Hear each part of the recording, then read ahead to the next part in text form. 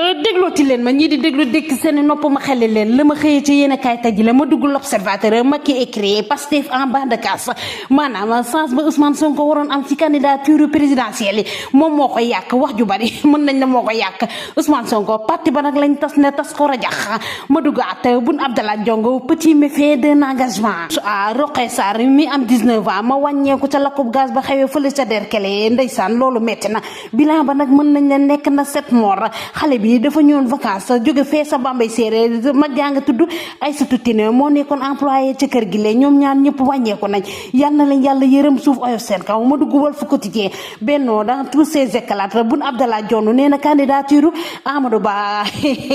du fi amee tey du fi amee ëllëg mën nañ ne nag géwal gu répété xale lu mu jiñ xeeb ko sus na ko nag du dugal ko bot ko tartar bi ko ne ko du fi am ma dugg Sud Quotidien Boun Dionne di fi Benno ndeysaan ba ñu gisee ne Mame Boye Diao ak Aly Ngouille Ndiaye ñoom ñaar ñëpp ñu ngi naqarlu di métti lu candidature bu Macky Sall tabb Amadou Ba l'ancien ministre nekk na Boun Abdallah Dionne nee na moom it du fi amee tey du fi amee ëllëg Amadou Ba du nekk seen candidat de la coalition présidentielle ma dugg enquête ñëwati la ci Boun Abdallah ba tey moom mi annoncé candidature am Boun Abdallah Dionne nee na nag dina mel ni gaynde gu xiif si seeni kanam